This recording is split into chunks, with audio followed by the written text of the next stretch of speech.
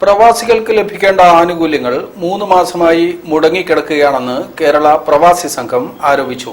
ഇതിനെതിരെ ജൂലൈ 21-ന് പ്രവാസി ക്ഷേമനിധി ഓഫീസിലേക്ക് മാർച്ച് നടത്തുമെന്നും ഭാരവാഹികൾ വാർത്താ സമ്മേളനത്തിൽ പറഞ്ഞു. നമ്മുടെ ജില്ലയിൽ, കോഴിക്കോട് ജില്ലയിൽ ഉൾപ്പെടെ കേരളത്തിലെ 1 ലക്ഷത്തോളം വരുന്ന പ്രവാസികളുടെ പെൻഷൻ 3 മാസമായി കിട്ടിയിട്ടില്ല. പെൻഷൻ ഉടനെ വിതരണം ചെയ്യണമെന്ന് ആവശ്യപ്പെട്ടുകൊണ്ടാണ് പ്രവാസി സംഘത്തിന്റെ മാർച്ച് സംഘടിപ്പിക്കുന്നത്. കോഴിക്കോട് റെയിൽവേ സ്റ്റേഷന്റെ തൊട്ടടുത്തുള്ള ക്ഷേമനിധി ഓഫീസിലേക്കാണ് മാർച്ച് സംഘടിപ്പിക്കുന്നത്. UDF സർക്കാർ അധികാരത്തിൽ വന്നതിന് ശേഷം ഇതുവരെ പ്രവാസി പെൻഷൻ വിതരണം ചെയ്തിട്ടില്ലെന്ന് കേരള പ്രവാസി സംഘം കോഴിക്കോട് ജില്ലാ കമ്മിറ്റി ആരോപിച്ചു. ഏകദേശം 1 ലക്ഷത്തോളം പ്രവാസികൾ പ്രവാസി ക്ഷേമനിധിയിൽ നിന്ന് പെൻഷൻ ഉൾപ്പെടെയുള്ള ആനുകൂല്യങ്ങൾ കൈപ്പറ്റുന്നവരാണ്.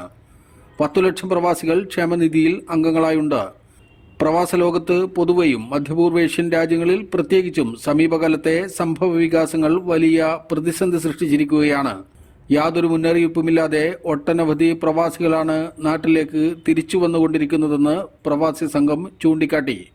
അതീവ ഗുരുതരമായ ഇത്തരമൊരു സാഹചര്യത്തിലൂടെ കടന്നു പോകുമ്പോൾ പ്രവാസികൾക്കായി സർക്കാർ യാതൊന്നും ചെയ്യുന്നില്ല. ഇതിൽ പ്രതിഷേധിച്ച് ജൂലൈ 21-ന് കോഴിക്കോട്, മലപ്പുറം, കണ്ണൂർ ജില്ലകളിൽ നിന്നുള്ള പ്രവാസികൾ പ്രവാസി ക്ഷേമനിധി ഓഫീസിലേക്ക് മാർച്ച് നടത്തും.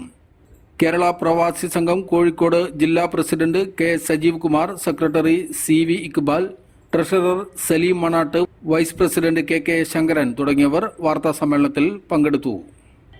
News bureau, Kozhikode. കേരളത്തിന്റെ ഉന്നത വിദ്യാഭ്യാസ മേഖലയെ